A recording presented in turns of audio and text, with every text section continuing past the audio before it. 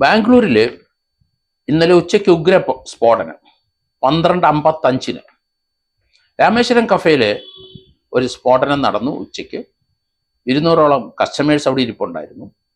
ആ സമയത്താണ് ഒരു ഉഗ്ര ശബ്ദത്തോടെ പൊട്ടിത്തെറി ഉണ്ടായത്.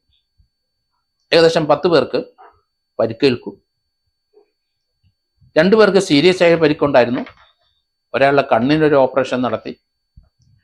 അവർ നാഗശ്രീ എന്ന 35 വയസ്സുകാരി, മറ്റൊരു സ്ത്രീ സ്വർണബ നാരായണപ്പ 40% ബേൺ ഉണ്ടായി. അവര് ബ്രൂക്ക് ഫീൽഡ് ഹോസ്പിറ്റലിൽ അഡ്മിറ്റാണ്. ഏകദേശം 200ഓളം ആൾക്കാർ ആഹാരം കഴിച്ചുകൊണ്ടിരിക്കുന്ന സമയത്താണ് രാമേശ്വരം കഫേയിൽ ഈ അത്യുഗ്ര സ്ഫോടനം ഉണ്ടായത്. IED സ്ഫോടനമെന്ന് പറയുന്നു. ഇംപ്രവൈസ്ഡ് എക്സ്പ്ലോസീവ് ഡിവൈസിലാണ് ആ സ്ഫോടനം നടത്തിയത്. ടൈമർ ഉണ്ടായിരുന്നു, ടൈം ബോംബ് ഉണ്ടായിരുന്നു. ഈ സംഭവത്തെപ്പറ്റി ഉടൻ തന്നെ പ്രതികരണം വന്നു സിദ്ധാരാമയ്യ, അവിടുത്തെ മുഖ്യമന്ത്രി. ഇത് IED സ്ഫോടനം തന്നെയെന്ന് അവിടെ ഉപമുഖ്യമന്ത്രി അത് സ്ഥിരീകരിച്ചു.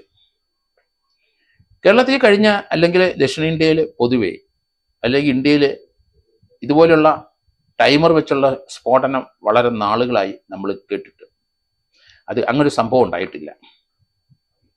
ഇവിടെ ഒരു ചെറുപ്പക്കാരൻ്റെ ഫോട്ടോ CCTV ദൃശ്യത്തിൽ കണ്ടു. 30 വയസ്സ് തോന്നും. കണ്ണാടി വെച്ചിട്ടുണ്ട്, തൊപ്പി വെച്ചിട്ടുണ്ട്, നല്ല പൊക്കവും നല്ല ആരോഗ്യമുള്ള ചെറുപ്പക്കാരൻ. അയാൾ ഉച്ചയ്ക്ക് ഈ രാമേശ്വരം റെസ്റ്റോറൻറ്റിൽ വന്നു. ഒരു ഇഡ്ഡലി പോലത്തെ ഒരു സാധനം ഓർഡർ ചെയ്തു. അതിനുശേഷം അയാൾ കൈ കഴുകാൻ പോയി. അയാളുടെ പിന്നിലൊരു ബാഗ് ഉണ്ടായിരുന്നു. കൈ കഴുകുന്നിടത്ത് ആ ബാഗ് വെച്ചു. അതിനുശേഷം ആഹാരം കഴിക്കാതെ ഇറങ്ങിപ്പോയി. അത്രയും തിരക്കുള്ളത് കൊണ്ട് അതാരും ശ്രദ്ധിച്ചില്ല. പക്ഷെ അവിടുത്തെ CCTV ക്യാമറയിൽ ഇയാളുടെ ദൃശ്യം കിട്ടി. അത് 12:55 പൊട്ടിത്തെറിക്കുകയായിരുന്നു. ഇത് ഒരു എക്സ്പ്ലോഷൻ എന്നല്ലാതെ അതിനപ്പുറം ഒരു IED ആണെന്ന് പോലീസ് കരുതിയില്ല. പക്ഷെ അയാൾ കൊണ്ടുവന്ന ബാഗിൻ്റെ അകത്തുനിന്ന് എക്സ്പ്ലോഷൻ ഉണ്ടായി കഴിഞ്ഞപ്പോൾ ആ ബാഗിൻ്റെ ബാക്കി ഭാഗം കിടന്നതിനകത്തുനിന്ന് ഒരു നട്ടും ബോൾട്ടും കിട്ടി. ടൈമർ ബോംബിൻ്റെ ആണത്.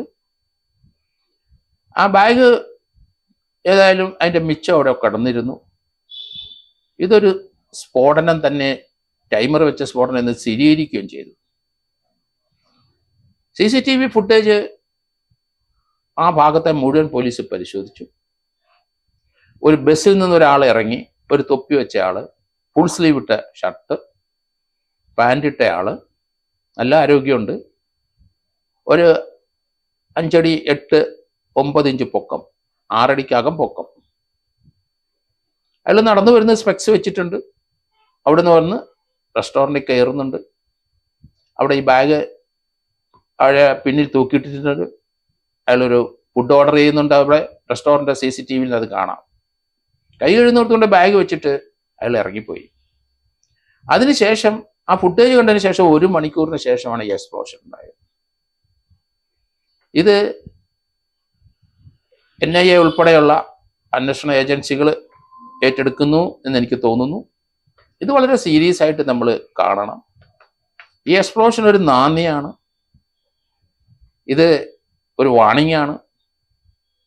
ഇവിടെ ഇപ്പോഴും അഫ്ഗാനിസ്ഥാനിൽ ഈ അടുത്ത കാലത്ത് ഇന്നലെ മിനിഞ്ഞാന്നൊരു വാർത്ത വന്നിരുന്നു. ഒരു മലയാളി അവിടെ ജയിലിലുണ്ട്. അയാൾ അഫ്ഗാനിസ്ഥാനിലെ അവിടുത്തെ ഭീകരപ്രവർത്തനത്തിൽ പങ്കെടുത്ത മലയാളിയാണ്. അപ്പോൾ ഇവിടെ കുട്ടികൾ വഴിതെറ്റി പോകുന്നത് ഇപ്പോഴും ഉണ്ട്. ഈ ആൾ ആരാണെന്ന് ഇപ്പം ഐഡന്റിഫൈ ചെയ്യും.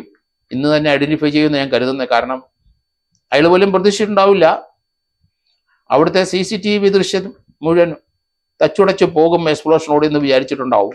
അതുകൊണ്ട് ഹോട്ടലിനകത്തുള്ള CCTV ദൃശ്യം ലഭിക്കില്ല എന്നായിരിക്കാം അയാൾ വിചാരിച്ചിരിക്കുന്നത്. അതോടൊപ്പം തന്നെ ഇയാൾ വന്ന വഴി റൂട്ടെല്ലാം പോലീസ് കവർ ചെയ്തു. അദ്ദേഹം നടന്നു വരുന്ന ആ ദൃശ്യം കൃത്യമായിട്ട് കിട്ടി. ഹോട്ടലിലെ കൗണ്ടറിലെ അയാളുടെ മുഖം ആ ദൃശ്യവും കിട്ടി. അതുകൊണ്ട് ഇനി ആളെ ഐഡന്റിഫൈ ചെയ്യും. ഏതായാലും ഈ ഒരു എക്സ്പ്ലോഷൻ ഇന്ത്യയിലെ വാർത്താമാധ്യമങ്ങളിലും എല്ലായിടത്തും ഏറ്റവും ടോപ്പ് പ്രയോറിറ്റി വന്നു. കാരണം വളരെ ശാന്തമായിരുന്ന അന്തരീക്ഷം പതുക്കെ ഇലക്ഷന് മുമ്പ് മാറുകയാണോ എന്ന് സംശയിക്കേണ്ടിയിരിക്കുന്നു. അതുകൊണ്ട് പോലീസ് വളരെ വിജിലൻ്റ് ആകണം. കാരണം പരിശോധന എല്ലാ സ്ഥലത്തും ആൾക്കൂട്ടം ഉണ്ടാകുന്നിടത്തൊക്കെ വേണ്ടി വരും. പള്ളികളിലും അമ്പലങ്ങളിലും മുസ്ലിം പള്ളി ഉൾപ്പെടെയുള്ള സ്ഥലങ്ങളിൽ ഇതുപോലെയുള്ള സംഭവങ്ങൾ വരാനുള്ള സാധ്യത കൂടുതലാണ്.